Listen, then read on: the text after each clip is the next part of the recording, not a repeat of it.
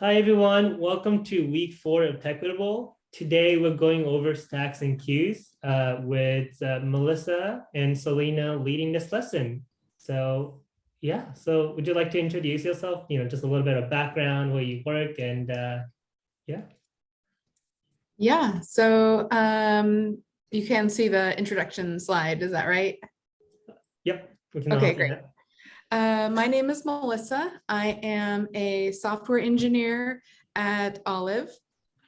I actually went to the University of Georgia and got a non-technical degree. So my degree is in biology. And then I pursued that field for a little while, and then went into sort of some office administrative tracks, and found that it wasn't really for me. So I did a mid-career pivot and learned how to code. And that's how I ended up in software engineering. I'm Selena. I'm also a software engineer at Olive. And I went to Olin College of Engineering in Needham, Massachusetts, graduated in 2018 with a degree in engineering with human-centered software design, self-design major that basically combined user-oriented design and software engineering. And yeah, I've just been in love with engineering for a long time and seeing what it can do to help people. Cool. Yeah. And it's also not a coincidence that you guys are co-workers and are presenting this lesson together. So really happy to see you guys join from Olive AI and kind of like sharing the knowledge with everyone here. Hopefully we'll also have 5 minutes probably at the end also to kind of talk about what's it work like Olive AI, or how you guys also talk more about how you guys did to transition, in the case of Melissa or Selena, as you're kind of preparing for the interview process as a recent grad. So hopefully we'll also have time in toward the later part of this lesson. But let's get started. Really excited to have you guys here. Great, thank you. So I will kick it off. Today we are talking about two fairly similar data structures, stacks and queues. We are going to start off with stacks. So I'll cover that. Selena will cover queues. First off, why are we talking about these things? We're talking about stacks because they are a simple data structure with a simple interface. And you'll also see them used in many algorithms. So they will come up in depth first search, traversal of trees. And most often you see them when you're checking if things are balanced. And that's actually the case that we'll see later in this presentation. We'll walk through a sample problem, checking balance using stacks to solve that problem. So what is a stack? A stack is essentially a linear data structure that just represents a collection of items. One way to refer to it is last in, first out. So the last item that gets added to the stack is also the first one that gets removed. If you would like a visual representation, you can think of it as a stack of plates. So when you add a plate to the stack, it goes on top. And then the next time you need to take a plate from that stack, you just remove that top plate. So it's the last one in is the first one out. The example that I learned was actually a stack of pancakes. So I think pancakes are more fun than plates. So that was a good example that stuck with me. That's how I think of it. If you prefer technical examples, you can think about the back button on your browser. That's how you go back to your previous state. Similarly, you could use a stack to implement an undo for your text editor, and it takes you back to that last position that you had. I don't know, does anybody else have ideas of examples they can think of where you might use a stack, either in everyday life or in tech?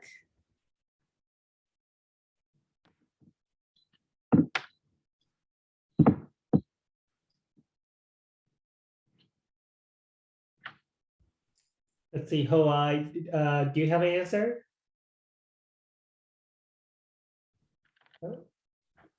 It's okay if nobody wants to Yeah. jump in. I just wanted to give the option in case somebody wanted to throw some ideas out there. I was gonna say like folding your clothes and putting them in a drawer, like the last one that's put in as will probably be the first if you're going in order. Yeah, definitely. You could add that top shirt and then just pull it back out next time you want to grab a shirt. That's a great example. Great, yeah. Okay, so when we're looking at stacks, there are some main operations.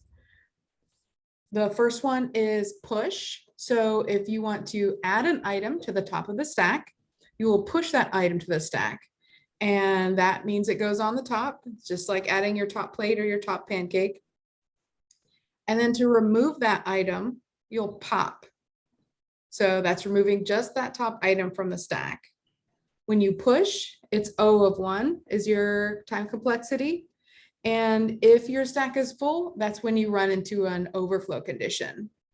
For popping or removing that top item, that's also O of 1 time complexity. And if the stack is empty, you can run into that underflow. And you can see on the right of the screen here, there's that demonstration visual of what that looks like to push and pop. And again, the main thing to remember with stacks is last in is first out. Additional operations that you have available would be peek, and that lets you take a look at that top element without actually removing it from the stack. So you can see what that is, but you're not actually taking it off of the stack yet. You also have available to you other array operations, like length or is empty. So just checking to see how many items are in your stack. Does anybody have any questions about those operations so far before I move on?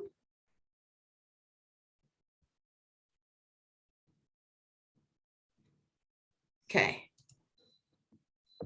So what I wanted to do then is go through a sample problem. And this was one of our examples that I brought up at the beginning. So you're just going to check balance. So in this problem, we're given a string that contains just these set open and close characters. And what we want to do is go through that string and determine if it's valid. So a string is valid if an open and close are matching and in the correct order.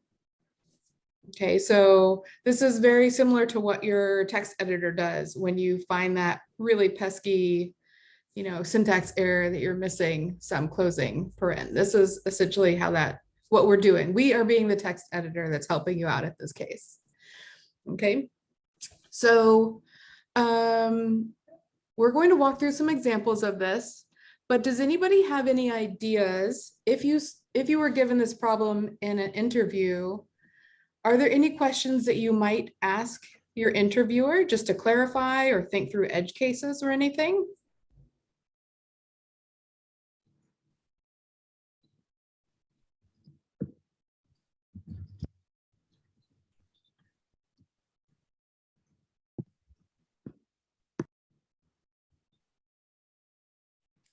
Okay, we're getting a lot of submission of ideas in the chat. Ramon mentioned that, would there be a possibility of bad inputs? I mentioned, are they nested? Vinny said, whether it's always going to be even. Someone mentioned, does the opening bracket always follow the close bracket? So yeah, Luis also has a similar idea to Vinny's and asking whether it's going to be an even or odd length. So awesome. Lots of good ideas here. Yeah, these are great ideas. Thanks for calling that out. I had hidden my chat so that I could concentrate. So I was missing those. So thank you very much. But yeah, those are all great ideas. One of the things that I try to always ask is essentially that bad input question. I think that is really helpful because sometimes, you you might have a strange character that you would have to deal with.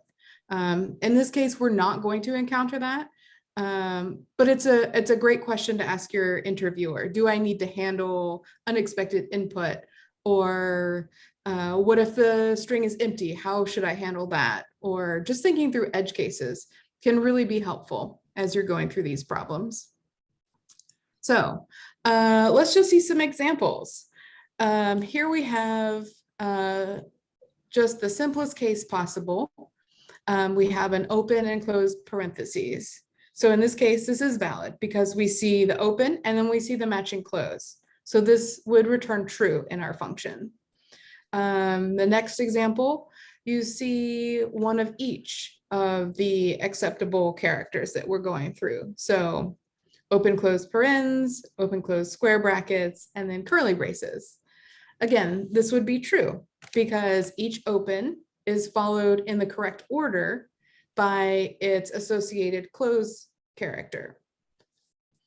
Let's hop to this first false so that we can see why this is false. So in this case, we see a close before its opening bracket. This is not going to be valid syntax and it should fail our function because we see the close before its accompanying open. So anytime the close and the open aren't matching, we want to return false. For this next false, does anybody want to either say why this one is false or put it in the chat?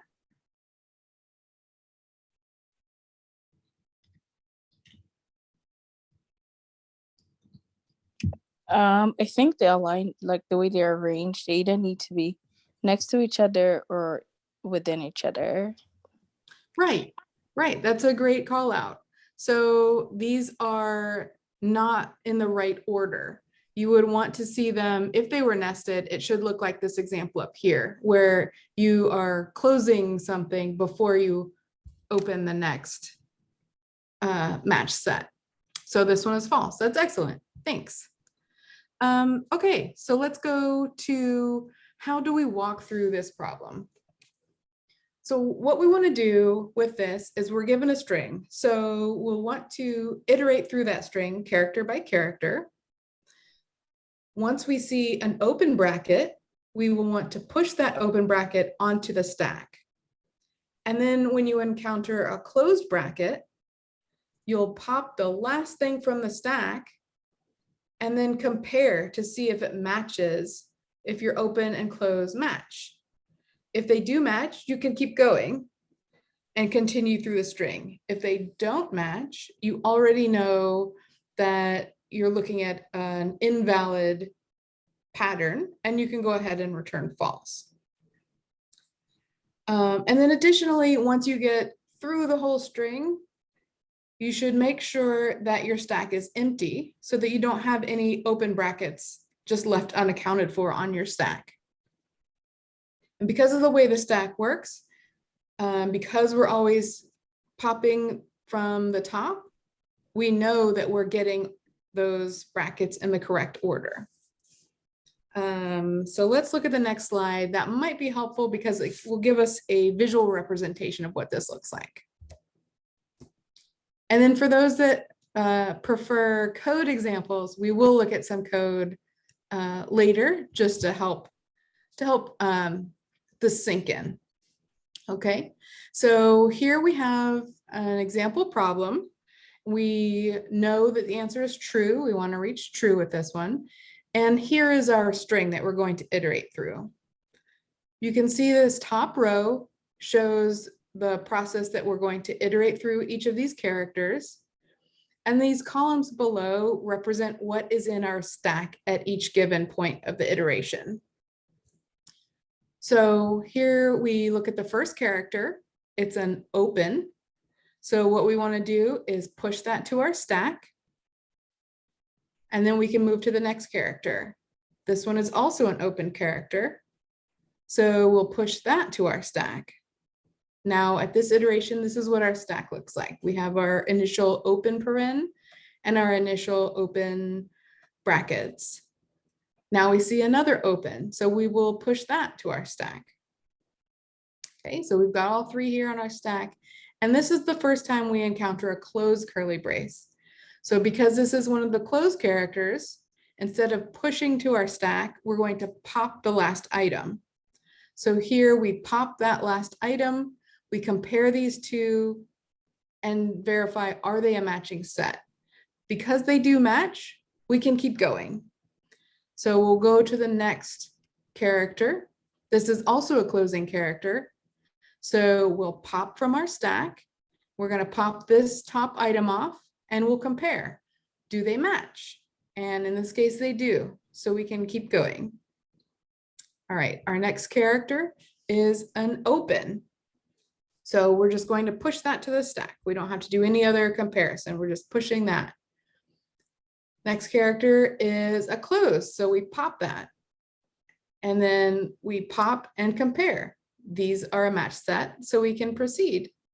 And then our final character is also something that's going to require that we pop and compare. These match, and our stack is empty, so we can return true. Every open had a matched close, and those all aligned. So in this case, our problem is true. I do see that there's a question in the chat about, would we have to manually define what is a match, or does the computer know? The computer does not know very much, so we would be defining what a match is. And I'll show you what that looks like when we get to the code slide.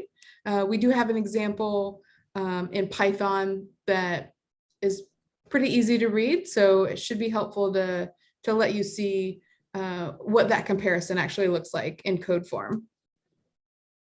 Let's see, we're always popping an open.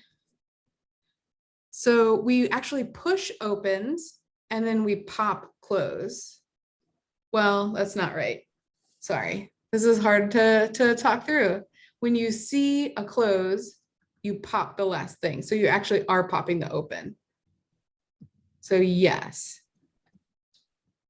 Yeah, you pop and then compare. Good. It's much harder to say out loud. So thank you. All right, let's go to the next one. Okay, so here is a false. And this one we'll go through a little faster. So here we have an open character. So we're going to push that to the stack. Another open, so we push that as well. And now we have both of these items in our stack. Now we get to a close character. So we pop, and the thing that we pop is this open bracket, which does not match. So now we're comparing, are these a matched set, which we will have defined in our function separately. These do not match, so we return false.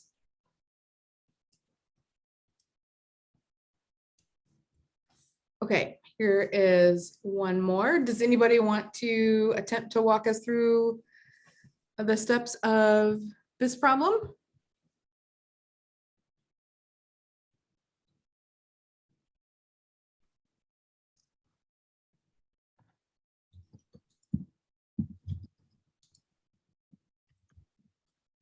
If there are no volunteers, I can run through it really quickly. I can try. Yeah, sounds good. Okay, so I think what's happening here is it's iterating through the first next car is the sorry, I have a dog. It's a square bracket opening, so it puts that in the stack down there, and then it says parentheses and then puts it in the stack as well. Then it encounters a closed parentheses and it pops the last one, and it doesn't match. And then the next one is a closed square bracket. It pops the previous thing in the stack, which was the first, and there's a match. And then for the last one, I think it compares and there's nothing in the stack and returns false. Right, so for this last one, that was a great job. Thank you so much for volunteering. Great job. This last one, because it's a close, it tries to pop from the stack, but the stack is empty. So yeah, there's nothing to compare, so we return false. So excellent, thank you. And then our last example is essentially the opposite of the last problem we walked through, where we have an open, we push it to our stack, another open, so that gets pushed to the stack here. And then we have a close, so we will pop from our stack and we do the comparison. These do match, but now we've gone to the end of our string and our stack is not empty. So we have a mismatch. And so we return false because there's still an item left in our stack at the end of the problem. So what does this look like in code? In code, we have, so this is Python, and this should help answer the question of what does the computer know and what have we told it for this function. So we're defining our stack, we're iterating through each character in our string, and then we're saying if it's one of these open characters, then we will push it to our stack. If our stack is empty, but we're not finished with the string, then we know we have a mismatch, so we can already kick out false. We don't have to keep going. And then here is where we know which open matches with which close. So here we have close parentheses. If we see this, we're going to pop the last item off of our stack. If it's a match, we can keep going, otherwise return false. And we do that with each of the different open and close. And then this last line just helps us to ensure that our stack is empty at the end of our string. So if we're at the end of our string and our stack is empty, everything is right, we return true. Otherwise, we had a mismatch, so we're going to return false. Okay, does anybody have any questions about any of that?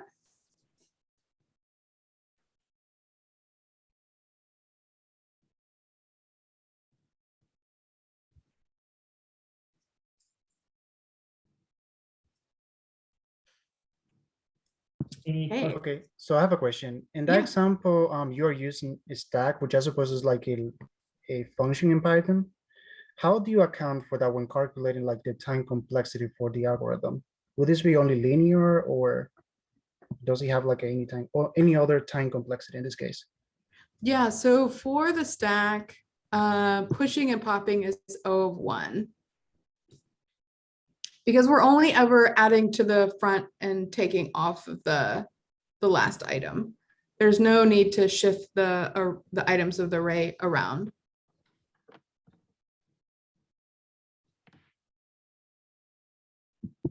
Okay, so in this case, the algorithm for like validating valid parentheses would be like linear complexity, right? Like Yes. big O of n. This is O of 1. Oh yeah, so the stack operation will be O1, but Yeah. in the problem, because we're iterating through each character Exactly. in the string, yeah, it will become O1, assuming that the string is of size n. Yes. Yeah. Yeah.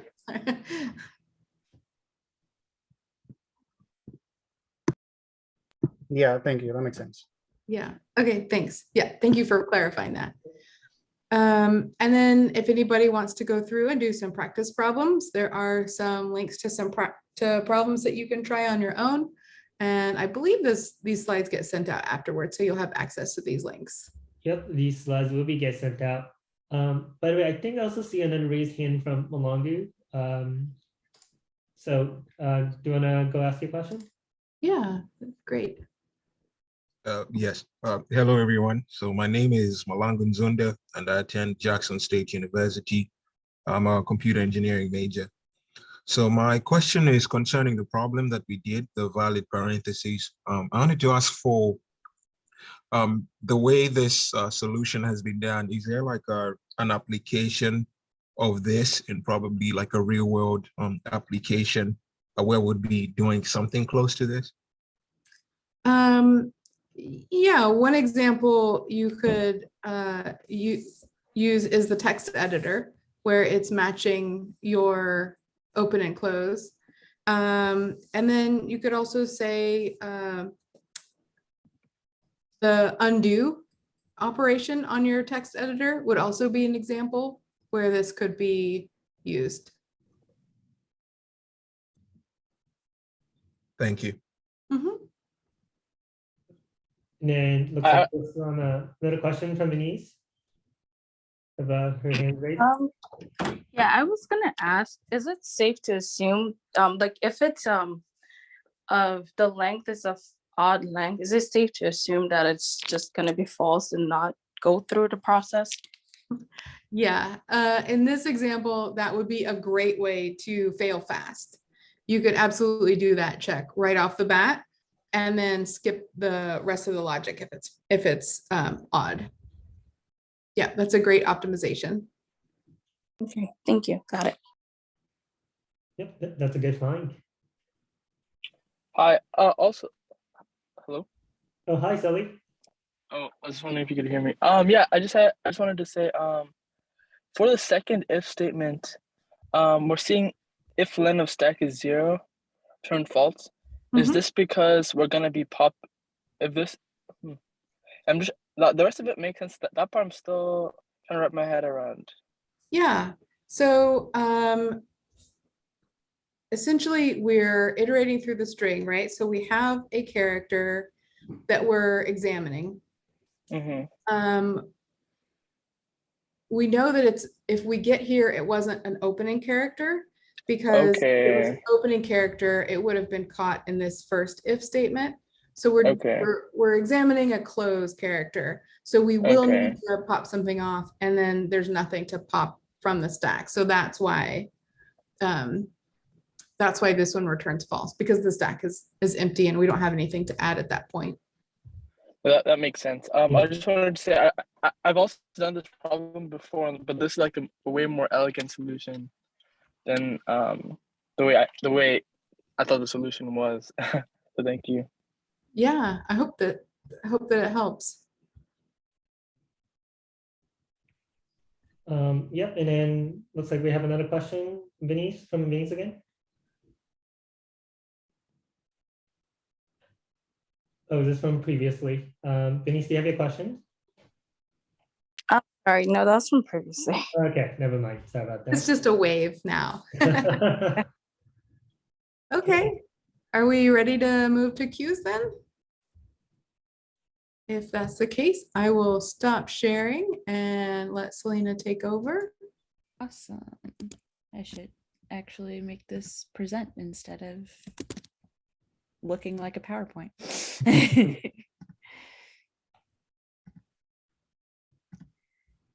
All right, so now we're going to get into cues. Thank you, Melissa, for covering stacks. Cues are primarily used in programs where order of tasks is important. They are kind of the opposite of stacks. They're also linear. There are very similar operations you can conduct with them, but where stacks are last in, first out, queues are first in, first out. So if you think of a cafeteria line, or really any line where people are waiting on one another, the first person to arrive is the first person to receive whatever they're waiting for. You can also kind of think about the game Snake, which I know it's kind of a dated reference at this point, but as the snake eats more dots, the tail grows longer, but the head is still what moves. It's not a perfect example, but maybe it helps some people. Do we already have a question, Sally? Oh, I think that Yeah, was. sorry. Oh, I just wanted to add one last question on stacks.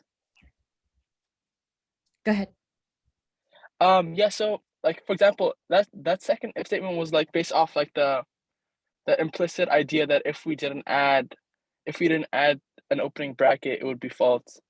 So like my question is more general, like how do you develop that kind of like intuition or understanding of the question to be able to make those? Because like I feel like a lot of times for me, I'm always like direct, like an explicit thing, but I wouldn't be testing like, because the implicit ones are I feel like are much better. And how do you develop that like intuition of a question? That's probably a hard question to ask. I'll be totally honest with you, because I learned to program myself and not through a CS program. I don't automatically have intuition a lot of times on this. So to me, you build that skill through practice. So that's doing lots and lots of problems, trying lots and lots of things, seeing what works, and starting to recognize patterns as you work through a lot of these problems. You'll see really common things start to emerge, and then you can use those in other situations. And that's how I approach that. I That's really 100% helpful. agree. Thank you. Yeah. I 100% agree. And also you can kind of like storyboard things out when you're developing that intuition. If you kind of draw out what the problem looks like, if you have like a whiteboard or a notepad or anything like that, it can really help. Thank you. Benny's, did you have another question? I did, yeah. Sorry, it was not even much of a question, but I wanted to add on to the last question because I meant to mention this earlier, but when I read the question, I thought actually that we were just counting if the number of opening braces matched the number of closing ones without like the position. Like it really wasn't sad. So I'm wondering, like, if you encounter something like this, a problem like this in the what do you call it, in the in an interview, how do you like even understand that that's what you're looking for? What kind of question will you ask there? Because I would have totally bombed this one. So ask questions, ask lots of questions. Interviewers love it when you start talking through edge cases, or just give the simplest example you can think of and confirm, okay, if I have this string, is this what you want back? And then that way you make sure you're on the same page with what the question is and what they're looking for. And it's just really good to get in that practice for simple problems, for harder problems. It'll help you catch things where you may be making an assumption that isn't valid, and just make sure that you and the interviewer are on the same page.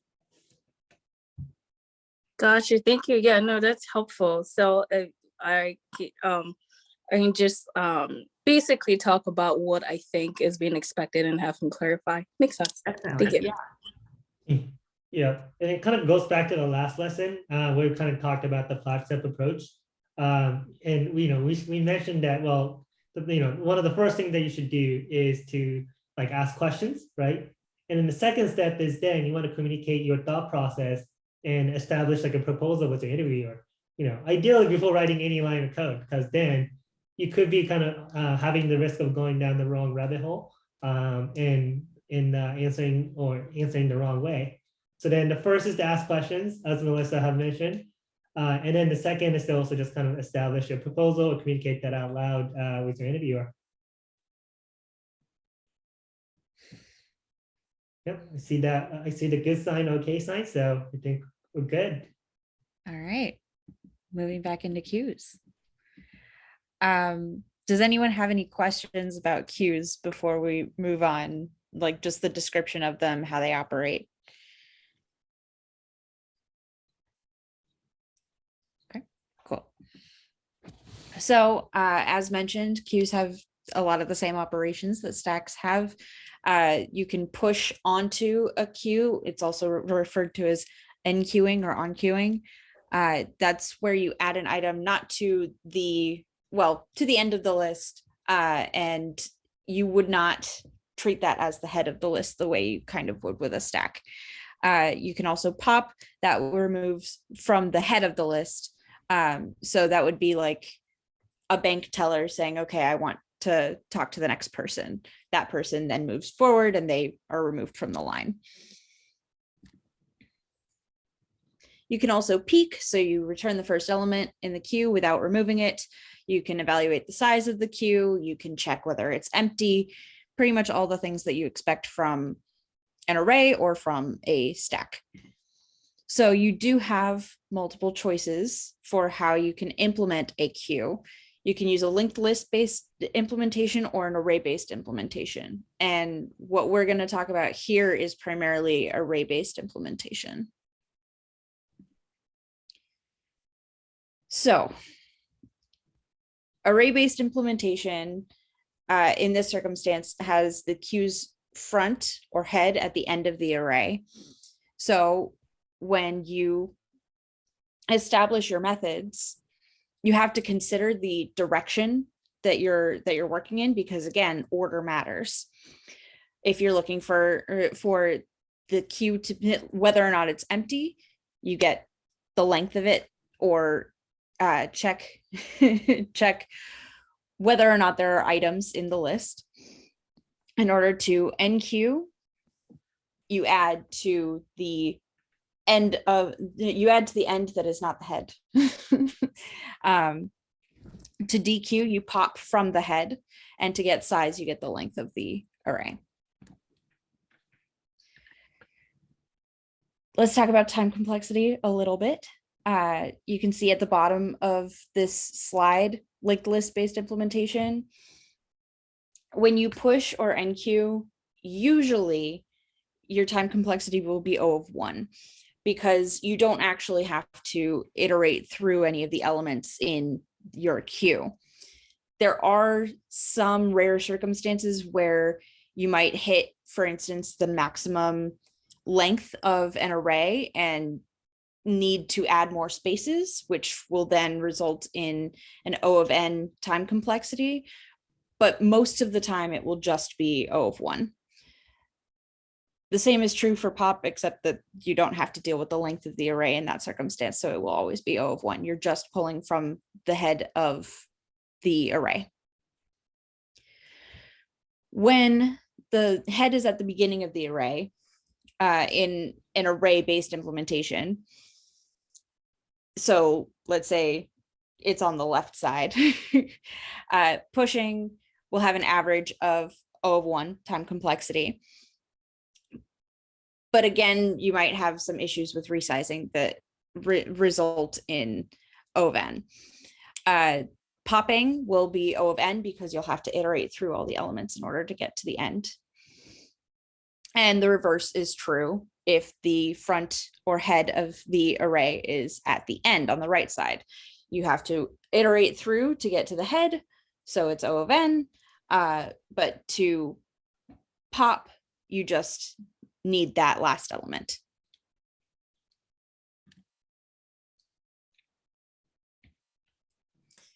Okay, so let's go over a sample problem where we use 2 stacks to implement a queue. As we've discussed, stacks are kind of the opposite of queues. So a stack is last in, first out, but a queue is first in, first out. So we can't just use 1 stack to implement a queue, but we could use 2. Does anyone have any ideas for how we could make that happen?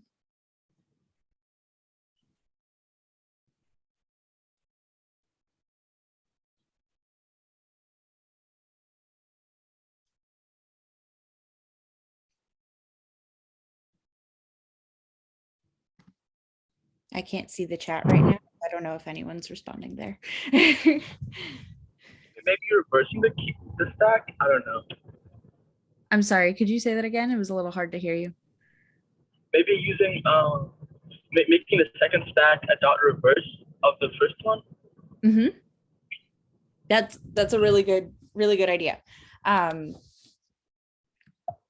was my first idea as well.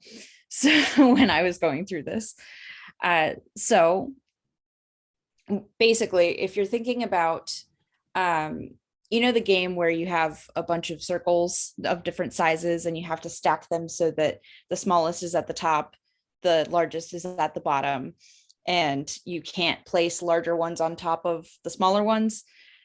That's kind of where this idea comes from, is you take 1 stack, you pop everything off of it into the other stack, and then use that to move everything over and pop as a queue. Hopefully that makes sense. This should probably help. So if you have 2 elements, A and B, going into stack 1, you remove element A from stack 1 and move it into stack 2. So you pop it from stack 1 and push it or NQ it. No, sorry, you push it to stack 2. Then you can add element B to stack 1. So you have 1 element in each stack. Then you pop it from, you pop element A from stack 2 and place it back into stack 1 on top of stack B. So now instead of B on top of A, you have A on top of B. And that way you have both elements in the order that you would expect for a queue rather than a stack. To initialize this, you'd start out with 2 empty stacks, 2 empty arrays. You create a normal pop method. You could theoretically put your complexity into the pop method, but for this implementation, we're putting complexity into push instead. So here, implement pop so that you take 1 element off of the stack and return it. Peek is exactly what you'd expect it to. You take the last element and return it so that you can look at it. Empty is just to check whether the stack is empty or not, the stack 1 specifically. Thought there was one, there it is. I knew there was a slide missing. And the push method is, again, where we have all of our complexity. So you're going to make sure that while stack 1 has elements in it, you pop 1 element and push it to stack 2 and continue that until stack 1 is emptied.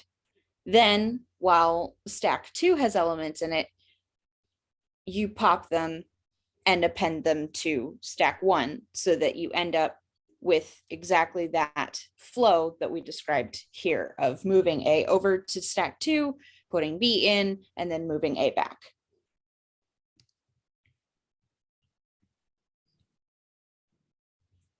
So getting back into time complexity a little bit, just to go over exactly how this implementation affects that.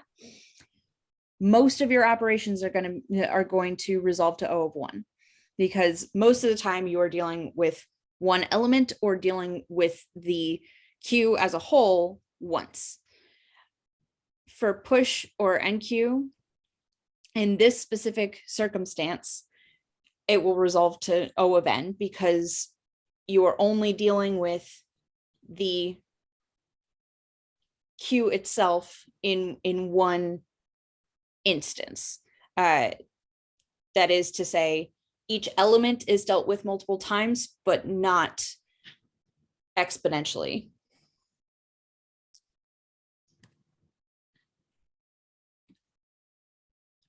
There we go. My arrow keys were not working. Sorry about that. There are some example problems that you can work through. If you want to practice this, I highly recommend practicing it and getting comfortable with using queues, especially as they differ from stacks. But are there any questions that I can answer at this time?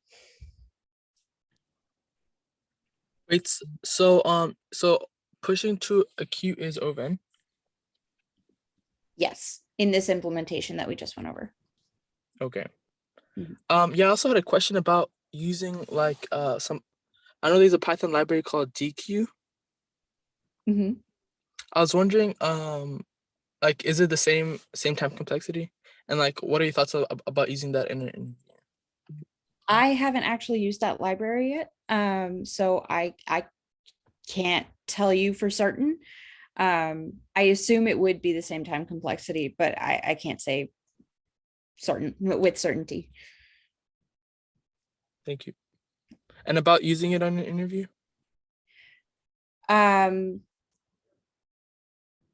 Sorry, using which thing in an interview? I'm sorry.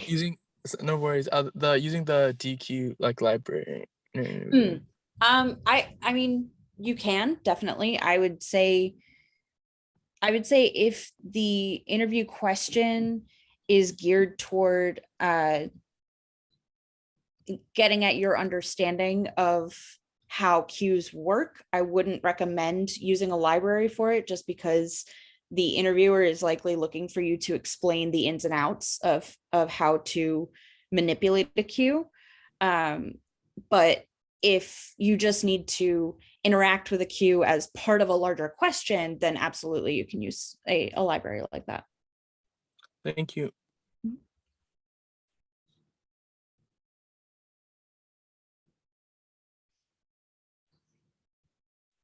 Any other questions? Yep. And just to kind of double click on Lewis' comment about how stack 2 is simply being used as a buffer to make sure the elements in stack 1 are organized in a FIFO fashion. Yeah, that is exactly the right idea and the thing that we're doing here.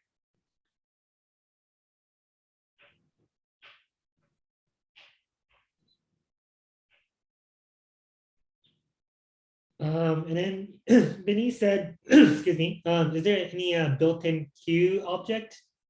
I believe different programming languages do have that. At least in the case of Python, there is a special data structure called deck that you can import from the correction library, and yeah, and works like pretty. Yeah, and that works pretty well because you have a both like the pop and deck method given to you, and it's also implemented efficiently. So on average, like those operations will also cost like only 1.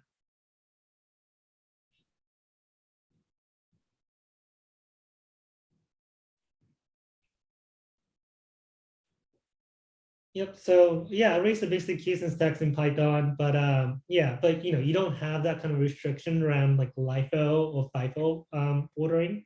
So if you were to kind of build a custom data structure on top of that, then it will kind of ensure that that order is being kept correctly.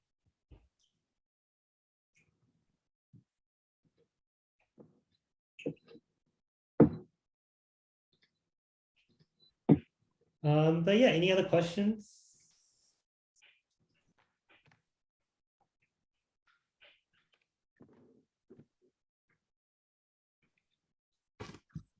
Going once. I had a question as well. Okay. So I remember on the like common data structures operation that you guys sent us, it said like insertion and deletion in stack or queue would be of 1. Mhm. Oh, is that yeah, so I'm a bit stuck on that.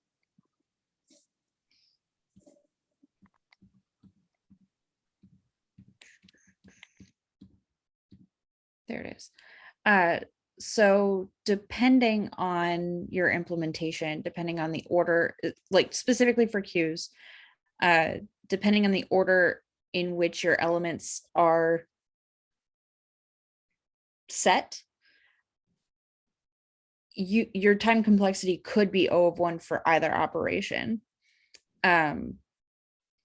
It also depends on whether you're using an array-based implementation or a linked list implementation.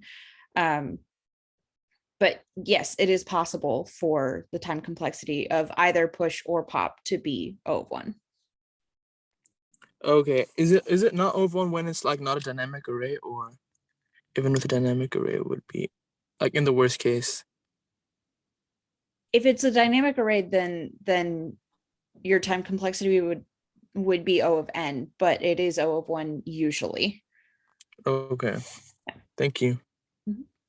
Yeah, in a dynamic language like Python, like you really really is not seeing like the effect here, but like for example, like your Python could be initially allocating the size of like 100, but like let's say after you hit that limit, what Python does is it's going to increase that size to accommodate for more elements to be joined.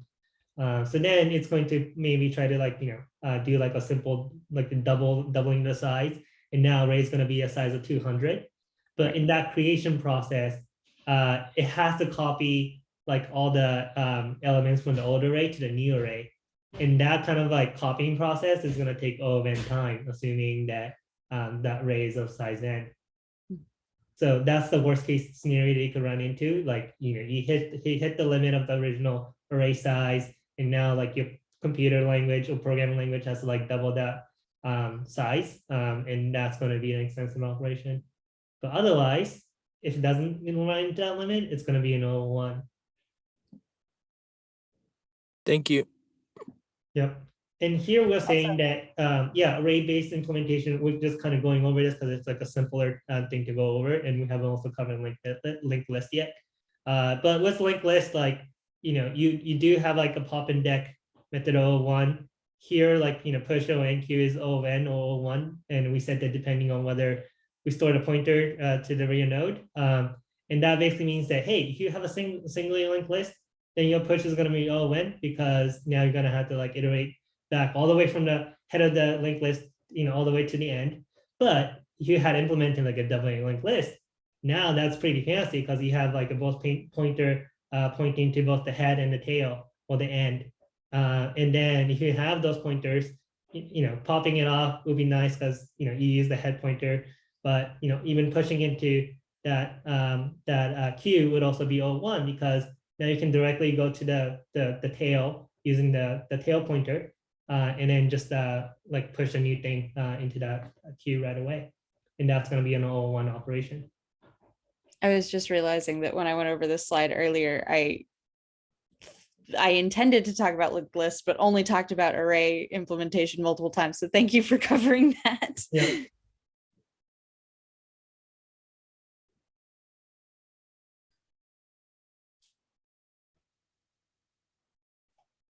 All right, any other questions? Going once, going twice, and going thrice. All right, gonna call it, close it off for now. Is there a sample problem, set of sample problems that we can share here? Yes. Okay. That's on this slide. I don't have links at the moment, but it shouldn't be difficult to find more than what's here. Yeah. Yeah, so for anyone who's interested in getting more practice, you can Google them by typing like LeetCode with like those numbers or the problem names, and those problems would also pull up for you. Awesome. Otherwise, so we do have a guest speaker, Caroline, who have joined us, but maybe we can spend like the last 5 minutes talking about you guys, Selena and Melissa, about how you got into software engineering. So I'm gonna start off with you, Selena, since you're more of a recent grad. But yeah, how did you prepare for interviews, and do you have any advices to share with your students here? I prepared for interviews by doing a lot of practice problems, especially doing like HackerRank problems. I'm actually still working on getting better at those. I found that just because of the way that I deal with kind of test taking environments, I do much better on interviews where the interviewees or interviewers rather are looking more at how you think and how capable you are in terms of flexibility and communication than about getting the problem right. So I tend to do much better in those scenarios. So I've interviewed at Google and did not get an offer because that's not how they usually conduct their interviews. But Olive very much focuses on that kind of lean where you're paying attention to how a person talks about the problem and how you can attempt to work through it even if you don't get all the way through it. So yeah, I think I know more now about interviews because I've conducted some than I did before I actually got a job. I would certainly be a better interviewee now than I was when I got my first couple of jobs.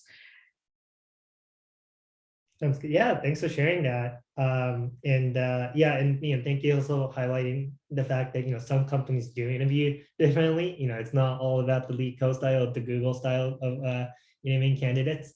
I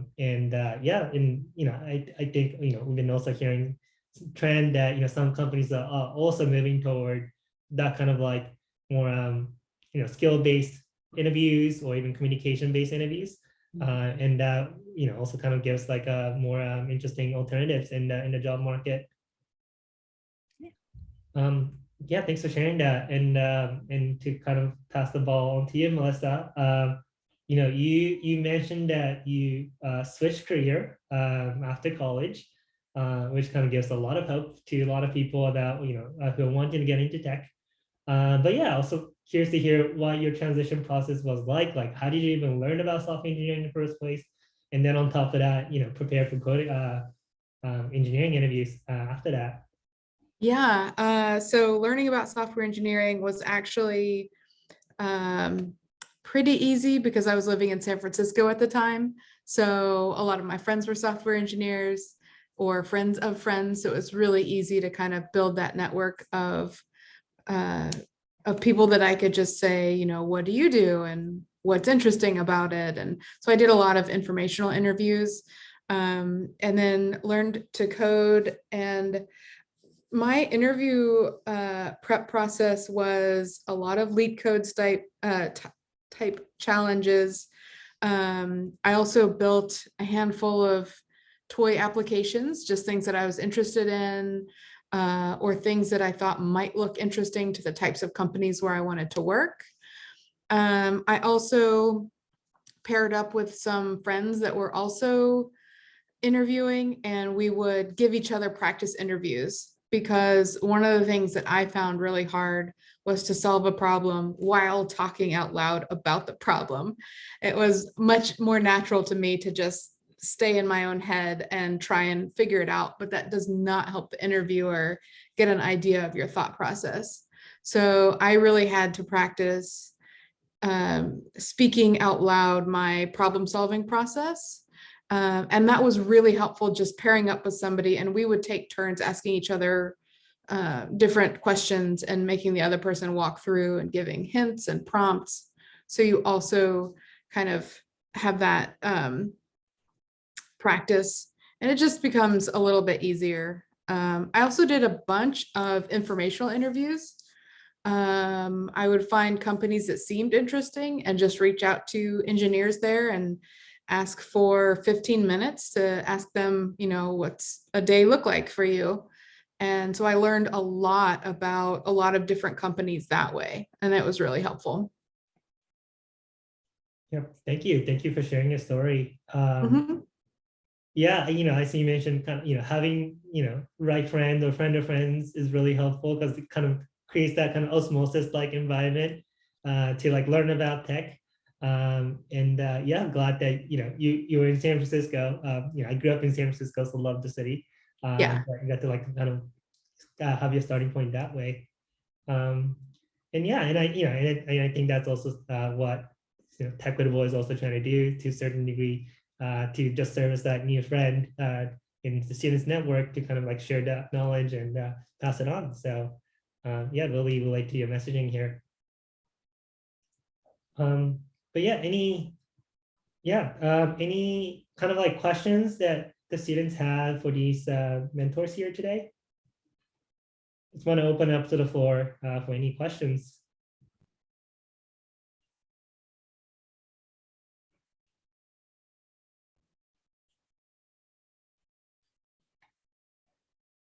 Any questions?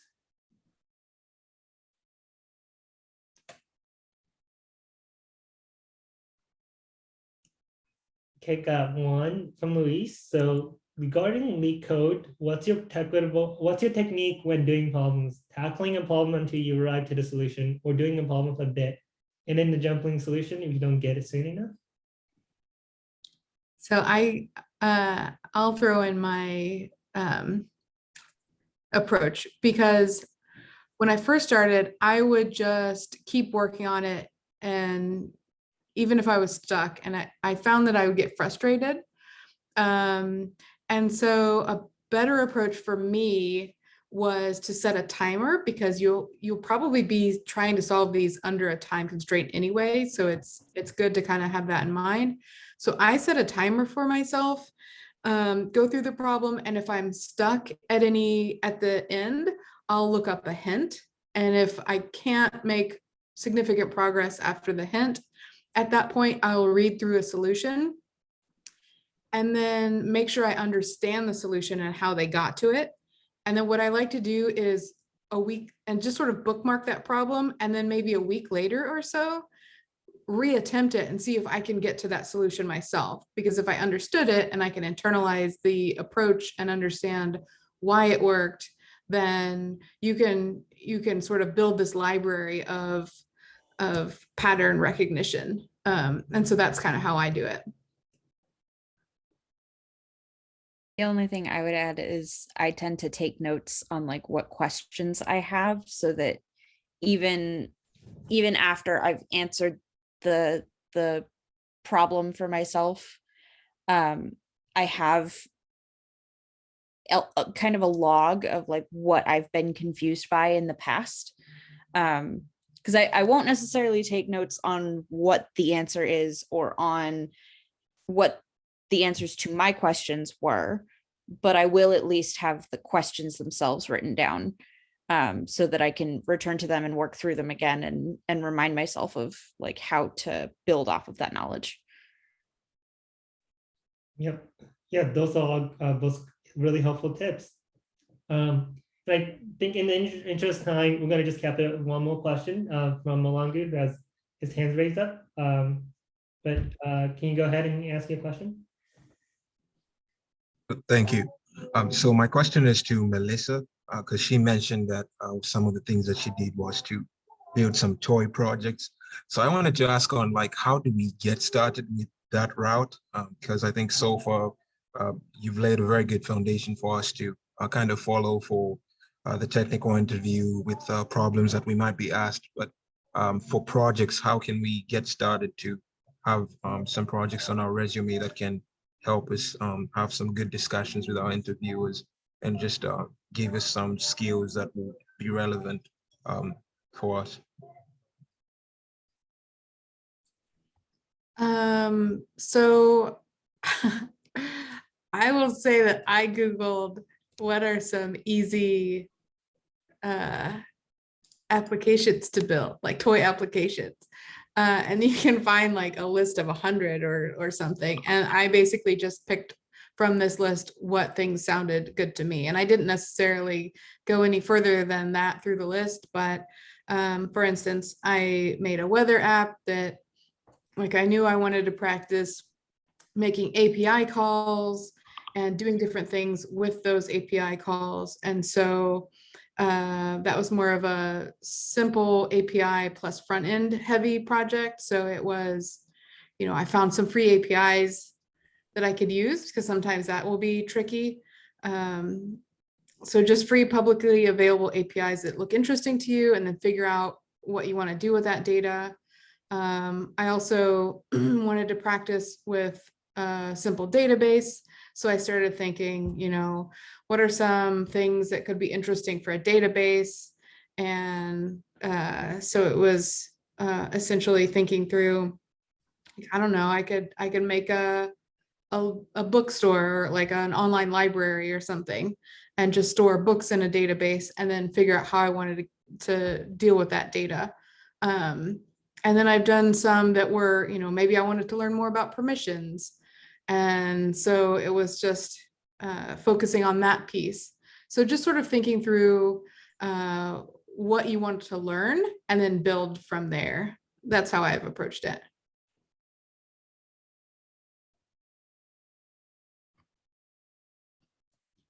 Yep, thank you for sharing that. Yeah, I really agree with with a lot of what you said. And if I were to add, I think a lot of like different frameworks also have tutorials that will actually guide you through building like a toy project. So yeah, if you're like starting out, definitely recommend going through some of those tutorials. They're mostly on official documentation a lot of times, to just follow it and try to build something. And also, Melissa has kind of built the weather app, but there's also anything that of your interest. Like for example, she like things like yeah, following like the sports or like following the news. there are so many things that you can kind of build your own app about it. And that will like really motivate you to build something out. And if you don't finish it, that's totally fine. Like even the process of trying to build something is going to like, make you learn a lot. So yeah, if you have like some extended period of time, definitely recommend trying it out and learning like a whole ton along the way. Right, what's that? I think we're gonna just wrap up the kind of like the technical talk section of this lesson. But Selena and Melissa, thank you so much for joining us today. And feel free to hang out. We're gonna move on to another guest talk from Caroline about game development. But otherwise, you have somewhere else to go. That's totally fine too. So Thank you. just want to say thank you so much for joining us today. Thank you. All right, and with that, would like to move us on to a guest talk from Caroline. Hello, Caroline. Yeah, like you do also do a more introduction yourself, but yeah, Caroline also has been a past mentor with Techquitable, and she works at Zynga, which makes yeah, games on mobile apps or website on web. So really excited to have you here today and kind of like give a talk about what is it like to work as like a game developer or at a gaming company, and just like share what you have learned as a software engineer along your career path. So thank you so much for joining us. Yeah, absolutely. Thanks for having me. Yeah, let me go ahead and share my screen. Can everyone see this? Yep, I can see it. Cool. Yeah, so hi everyone. I'm Caroline. I am a software engineer at Zynga. And yeah, I'm going to talk about the games industry and working as a game developer.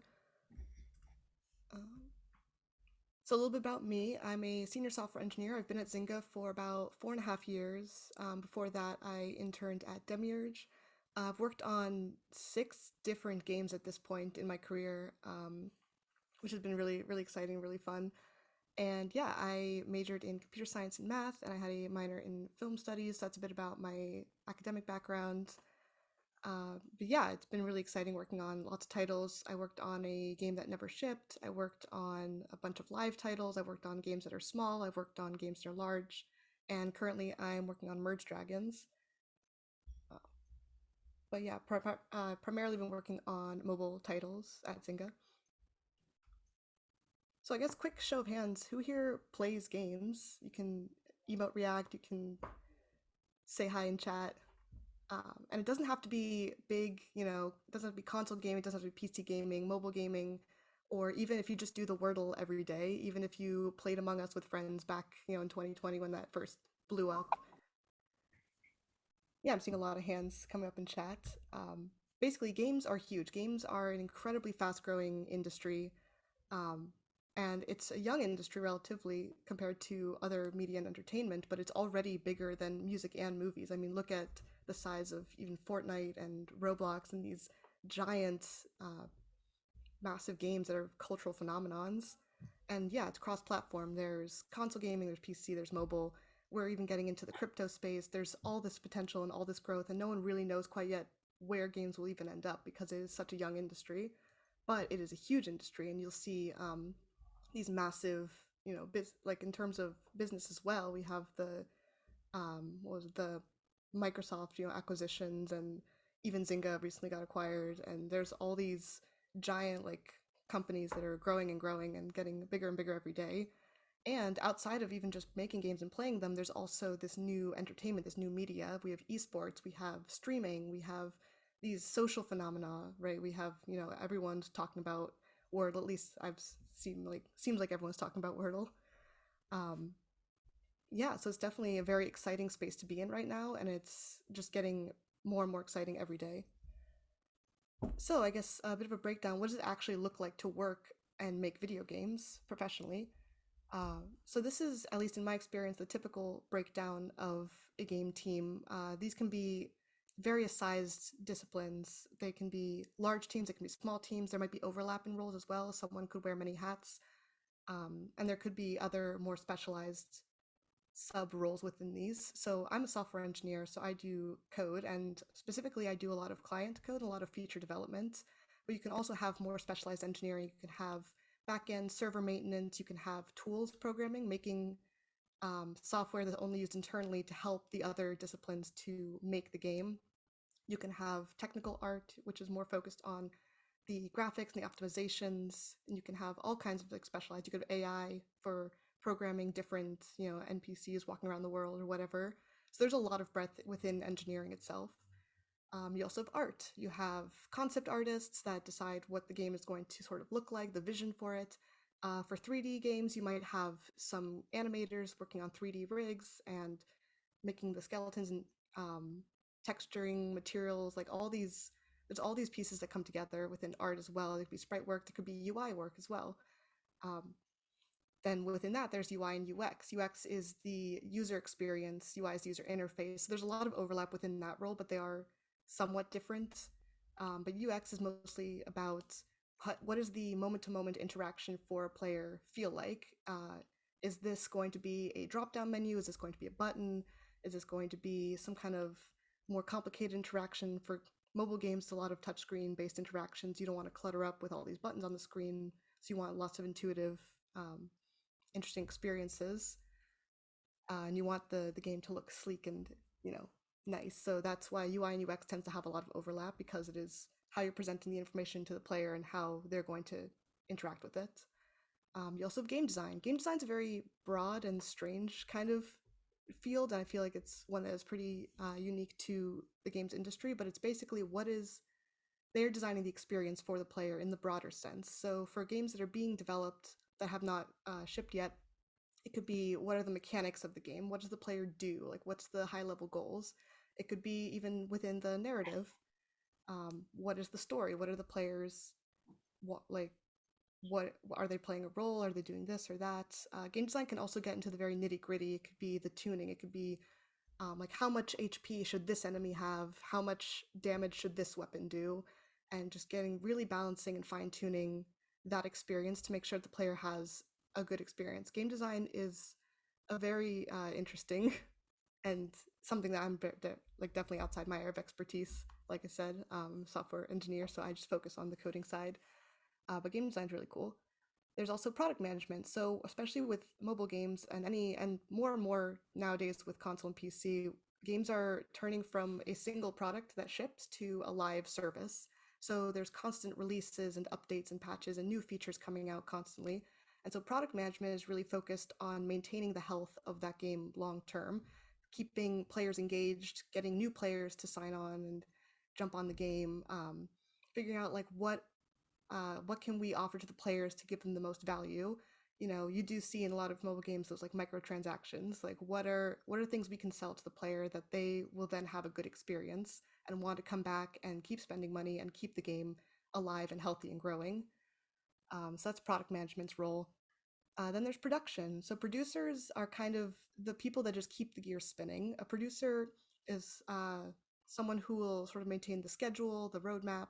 They'll decide, what are our priorities? What are we going to be doing next week? What are we doing next month? What are we doing? What are our goals for the end of the year? And how are we going to achieve them? They do a lot of communication also between all the different disciplines. So they have to sort of be that mediator between the engineers. Say, well, we want to work on making the game more performant. It's very slow, or, whatever, or they want to focus on like their tech debt backlog. And then, art wants to just add a bunch of really high-res textures, but maybe we can't fit those all in the game. And so the producer kind of works on communicating between these disciplines and making sure that everyone is able to achieve what they want and make the game itself work.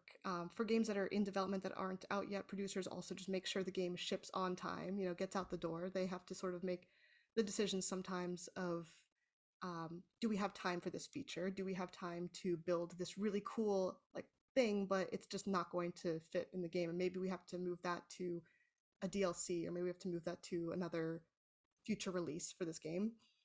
And then you have QA, which is also incredibly important because games are incredibly complicated and often have a very messy development cycle, just because the nature of games is that, especially when you're building them, things can change a lot. Sometimes you're building the game and suddenly we realize, this isn't fun quite yet. And fun is very hard to define. And so as a result, you end up with introducing a lot of bugs and things that you just could not really build the code. You couldn't foresee it. And so QA is very important to make sure that we keep the game running smoothly and bug free and that the player has the best experience that they can.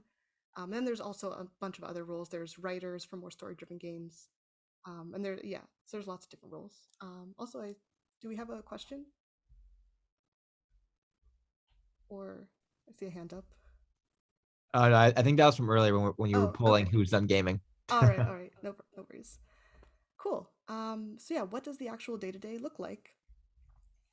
So for me, working on live titles at Zynga, we work in these 2 or 3 week sprints, and that's this form of this, I don't know how to describe it, this style of development called agile, in which instead of planning several months ahead of time, we sort of focus on, okay, what are our short-term goals right now, and how can we achieve them? And so it's a lot of, here's a feature, we scope it within, we can build this in the next 2 weeks, we can build this in the next 3 weeks, we can polish it up, and then we can release it. So it's a lot of planning, sort of what am I doing this sprint? What are my goals? What are the tasks that need to get done? And as I said, working on a live game, it's a lot of new content, a lot of new features. I focus mostly on building these new features on existing titles. And so it's, okay, we want to add this cool special event for, this summer. We're going to have some new content that players will get really excited about, a seasonal event of some kind. On the other hand, there's also a lot of bug fixes and optimizations, especially when you get into older and larger games. You have to make sure that you're maintaining that tech debt, that the game is not kind of, got to make sure it doesn't fall apart. So there's a lot of, as you add more content, it might get slower, it might have longer load times, the frame rate might drop, and so you have to make sure you take the time to address that so the player experience stays good and optimal. And then, of course, bug fixes. As we're releasing new content, bugs will come up, and sometimes they won't always fit within that same release that you're trying to ship that content. And so the bug fixes are something that have to be addressed either during development or in the next release, depending on the severity of the bug and how much it affects, how many players it affects, how much it affects them, what's the consequences of this bug, things like that.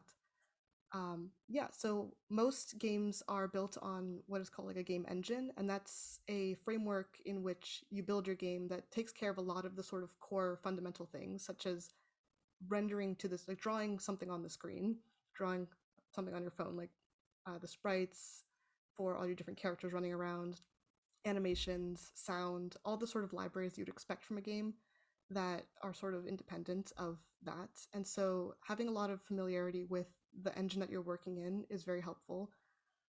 For example, our team uses Unity, which is a very popular game engine. You also have to work with other disciplines. It's not, you're not sort of isolated as an engineer to only work with the other engineers. It's a lot of times working with the game designers and the artists and the product managers and everyone to make sure that the feature that you're all collectively building is the best that it could possibly be. And there's a lot of communication that goes into that. And there's sometimes a lot of communication between, maybe design wants to have some crazy, elaborate, exciting, cool feature, and you have a week to do it. So engineering says, well, that's not going to really be possible, but here's, based on how the code was written, this is something we could add very easily, and this is something that we could add, but it would take longer. And sort of coming to those, having those conversations and coming to those decisions together. It's not as much top down. It's a very collaborative environment. Cool. So what skills do you need if you want to get into the games industry as a software engineer? So yeah, specifically, like I said, for a software engineer, you'll need your strong coding fundamentals. That's going to be your data structures and your algorithms that you're all, learning about right now as you're preparing for interviews. You're going to need to know some object-oriented principles. So I work primarily in C#, which is, if you haven't worked in that, it's pretty similar to Java. You may also need to know maybe some C++ if you're working in the Unreal Engine, for example, or doing more backend things. You may need to know PHP if you're working on server code. If you're doing scripting, you may need to know some scripting languages like Python and Lua. And so you kind of have to be familiar with a lot of different languages and a lot of different styles of coding. And so having sort of strong fundamentals really helps with that. You also need to be aware of things like performance and runtime memory and things like that, because especially with mobile games, your phone is a computer, but it's a lot weaker of a computer than, say, your PC. Or or a console. And so you have to be very cognizant of things like how much are you loading right now and what is your frame rate. You know, you have to run all of this code 60 times a second, right? A lot of games run at 60 FPS or maybe 30 FPS, but that's still, you have to make sure your code is not slow and wasteful, because players will notice if their frame rate drops. You'll need to have full stack understanding. So like I said, I'm primarily a client engineer, but having an understanding of how server code works helps with just having a better understanding of the entire flow, the entire process. And so even if you aren't necessarily full stack, it's still good to have that understanding of how both sides work. You'll need to know math. Specifically, I found in my experience, knowing about vector math, parametric functions, 2D and 3D kind of math is the most common, but in general, having strong math fundamentals is important. You'll need to know other things like Git and version control, because games can get very messy very quickly, and you can't have everything just sitting, you know, in a Google Drive. It has to be well structured and organized. So understanding how version control works is very very helpful and essential. Cool. And then outside of those like technical skills, you also need some soft skills. Like I said, it's a lot of communication, a lot of collaboration. You really have to be a team player. You can't, like I said, you're not sort of isolated and working in your own little bubble, just writing code all day. You do have to understand like where, you know, the artists and designers and product managers are coming from. And, you know, there can be some tension sometimes because, you know, designers and engineers kind of speak a different language almost. There's different priorities, there's different understandings of what the problem at hand is. And so being well-rounded and just understanding the not less technical side and being able to communicate also in the technical like limitations or whatever, being able to communicate that to non-technical people is an essential skill. And so yeah, it's really about just being well-rounded and a team player. Yeah. So building up your resume, I know when I was applying for game jobs, it's incredibly intimidating because many game jobs are listed for senior level. You know, they want 5+ years, 10 years of experience, shipped like 7 titles, and these kind of absurd requirements that it's really hard to find those entry level roles. I was really fortunate in that I was able to have an internship at a game studio that helped me with my resume building. I think my biggest advice for how to get games experience on your resume without necessarily having a games job is to make games. It seems simple, but honestly, in the history of game development, it has never been easier. There are several free engines available. You could get Unity, you can get Godot, you can get Unreal, all of these engines with tons and tons of resources available online, tons of people going through the same problems you have. So if you have an idea for a game, there's no reason, I guess, that you couldn't just start making it now. I mean, I say it's never been easier to make making games is still very, very hard. So I would say for learning, especially, I would focus on small titles, small games, something, even just a clone of an existing game. You know, make Flappy Bird, make Wordle, make your own spin on Wordle. I know there's a million like Wordle clones out there right now.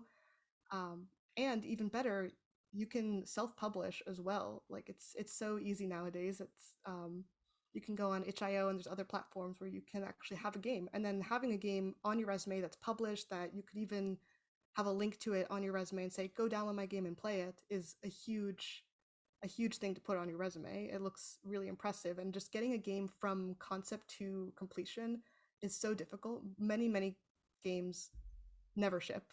Majority of games, I think, never actually get completed. And so being able to sort of fully get a game out the door and say, this is something that I made and I'm proud of, is incredibly impressive and looks really, really good.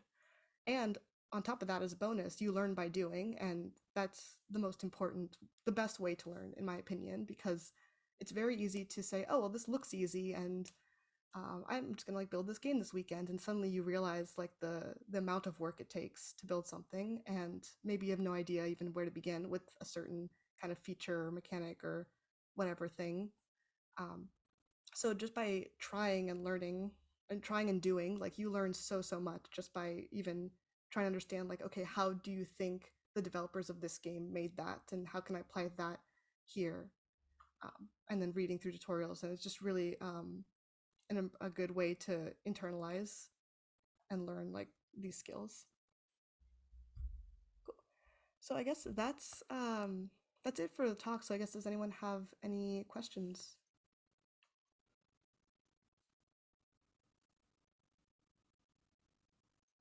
Cool. Let me take a look. Take a look. Luis is in awe of your presentation. Thanks. I think one part of game design that you mentioned, or building for video games, is like the representation of the game on the screen, right? And so with the work you do, is like, how do you account for that, like when your team does development work? Because as you mentioned earlier, like depending on like how the code is, the speed of the code, that can have like a really, like, it's a real-time feedback loop of like how it actually presents to the user experience. Mhm.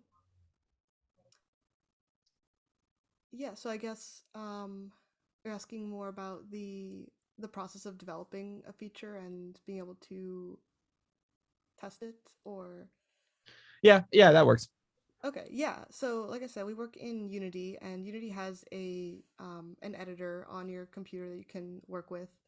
Um, and so we do most of our testing there, and then eventually we'll make our build that works on your phone when we're ready to actually test the feature, you know, on actual hardware and get ready to ship it.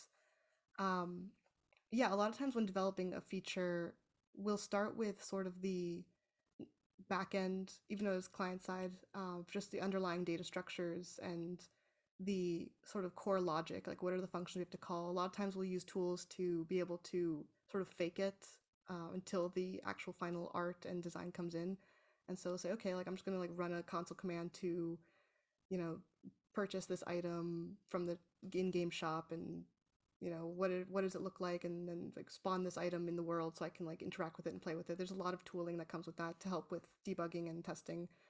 um, and then as development goes on, we start getting the sort of final art or perhaps placeholder art that then gets updated, and so you can start sort of piecing together how all the pieces I don't want to say this.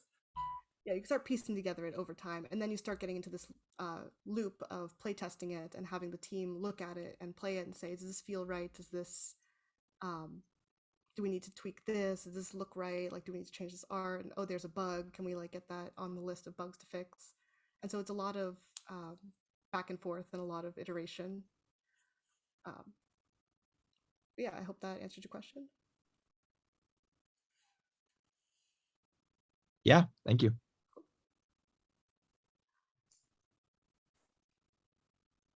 Anything else? Yep. Do we have any other questions?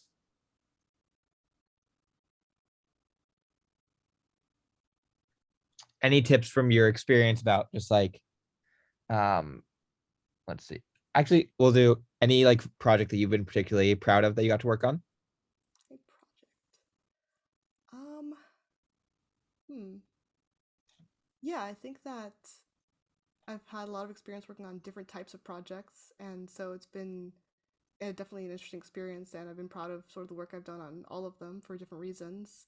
The first game team that I worked on at Zynga was a game that ended up not ever shipping, which is very common. But it was a little sad because we had put a lot of hours and time and hope into this project, and then it just wasn't working fundamentally. So working on that was really exciting and really fun because there was a lot of great opportunity to sort of build something from the ground up and build things that just didn't exist already. And so it was, a lot of okay, this sprint we're going to build an entirely new feature, and we're going to rebuild this entire like core interaction and like go and do it. And there was just sort of this blank slate to work on. And so there were a lot of really cool features that came out of that. But now I work on a live title with a lot of legacy code, and it's a much larger audience. There's real players. And so working on features and getting them out the door that are stable, that don't affect the rest of the game, that add value and don't, take away anything that the players already know and love is definitely a much like different experience. But there's a lot of really cool features to add there as well, that and you get that real-time feedback too from players as they start playing your features. There's this is the first time I've worked on a game that has its own subreddits, and so I'll sometimes browse it and just see players say like, wow, like this is a really cool new feature, or a lot of times they'll be a little saltier and say, why would the devs add this, like this makes no sense. And it's interesting feedback to see that. But it is really exciting to see players engaging with the content you're building. And then and players get so passionate too about games. Like the reason that they may be upset about some change you made is because they're so attached to the game that you work on, and that's a really cool feeling. So that's something I'm really proud of as well. I see a question in chat. What's the most challenging project or task you've encountered? That is a great question. What is the most challenging? I think there's a lot of challenges.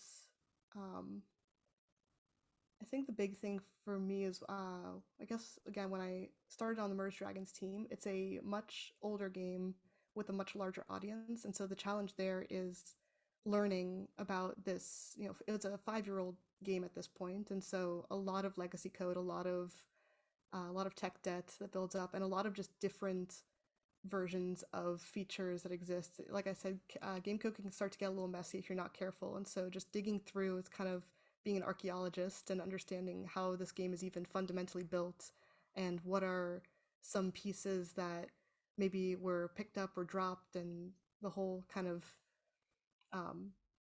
the whole code base, and like sort of wrapping your head around a massive code base, as opposed to games I'd worked on before were a lot smaller, and it was much easier to sort of understand fundamentally all the different interactions, all the mechanics. I've been on Merge Dragons for about a year now, and there are still pieces of code I've never looked at that I have no idea how they work, and I just assume, I'll get to it when I need to, and it's a black box testing of just that's a function that just works. So I think that's a big challenge, is just learning all these pieces and trying to work within a system that you don't fully understand, and make sure that the code you're writing is not affecting anything unintentionally, and that it all is very modular and isolated. So I think that's been a challenge for sure. Yeah. What is the transition like internally when a company gets acquired? That is a great question. This is my first acquisition, and it's definitely very common in the games industry. Zynga itself has acquired many game studios as well. So far, the transition has been pretty invisible. It hasn't fully. So specifically, Zynga is being acquired by Take-Two, and this was announced in February, I think, fairly recently. So the process is still actually going underway. But so far, the day-to-day has been absolutely identical. I don't think that, our parent company is interested in changing fundamentally how we're building games and growing our audience. That's the reason that they wanted Zynga, right? Is that we are successful as a mobile game publisher and developer. And so that's, yeah, so they don't want to sort of mess with the secret sauce. And I think that's been Zynga's approach as well to a lot of their acquisitions in the past, has been, this game studio is successful at what they do, so we're going to let them continue doing what they're doing. And if there's a problem, we can now provide resources and extra help and support to that. So I think that it's an overall positive change. I know Zynga has a lot of centralized internal services that we can share amongst game teams for a lot of reusable tech and things like that. And so it's just growing your pool of resources is really the goal and result of most acquisitions. Where do I see myself in the next 5 to 10 years? I absolutely am planning on staying in gaming. It's so much fun, and it's absolutely a blast, and I couldn't see myself working in anything else other than in video games. Definitely, I didn't expect to stay at Zynga as long as I have, but the culture has been fantastic, and just the people you meet are so interesting. The games industry itself is a very, very small, surprisingly, and so you end up running into the same people at different companies and different times, and names will keep coming up. And so it's definitely a very, very fun industry, and just like a very like tightly connected one. So that's what I always think, is like in 5-10 years, who knows where I'll be, but I'll probably be working with people who are great, and people that I may know, or meet more people. So I think, yeah, definitely in the next 5-10 years, I absolutely am planning on staying in gaming. It's fun. It's a great time for sure.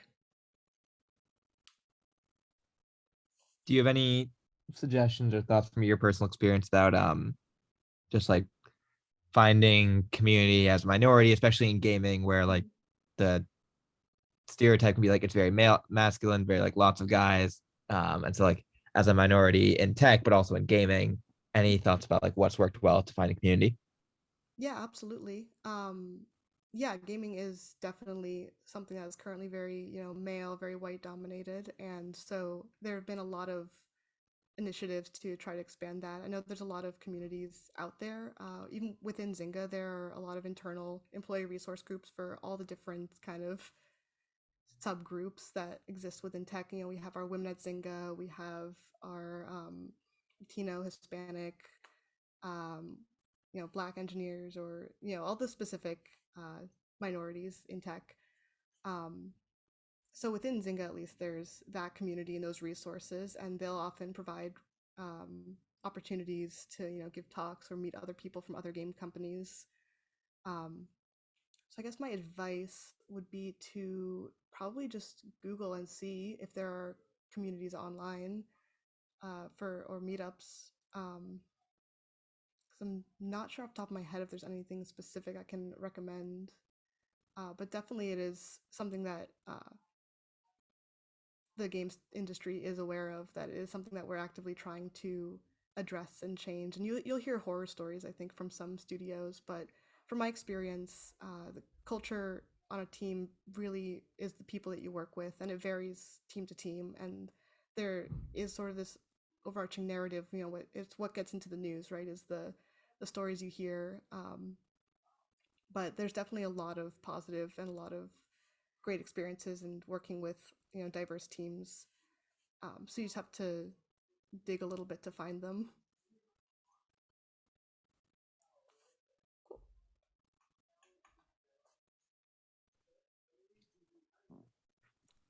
Any other questions?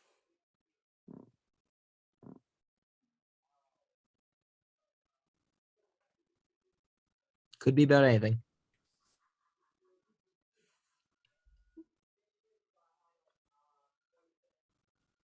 Okay, I guess then one last one. I'm not sure how much of the students are thinking about this. Do you have any thoughts about like some of the more recent conversations around gaming and communities and like sort of those token-based communities, or like Web3? Yeah. So I guess talking about Web3, crypto, the NFT space, all that. It's definitely like a young space. It's very new. Like no one's quite sure yet what is going to happen.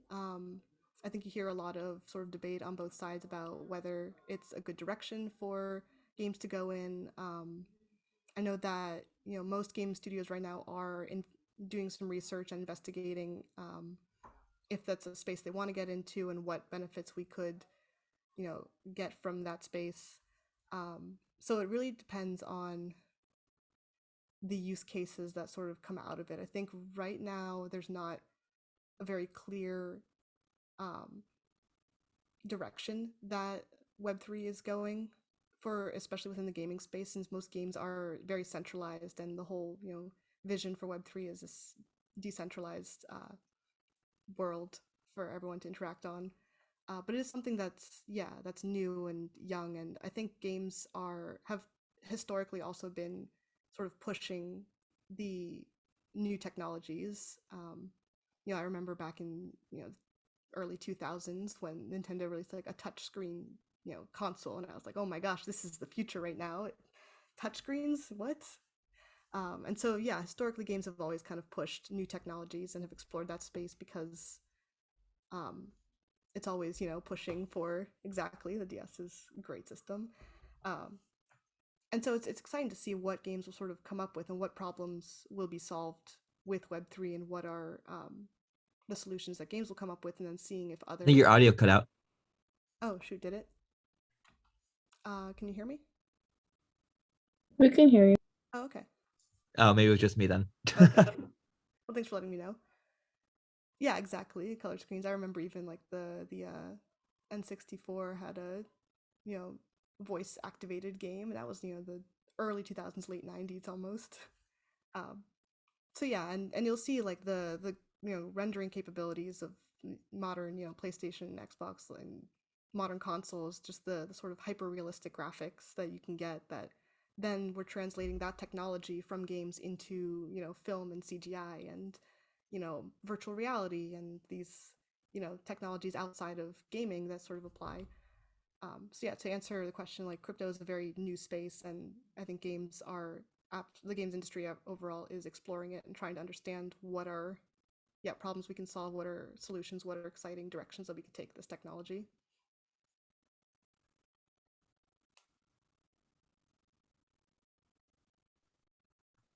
Cool. Great. Any last question?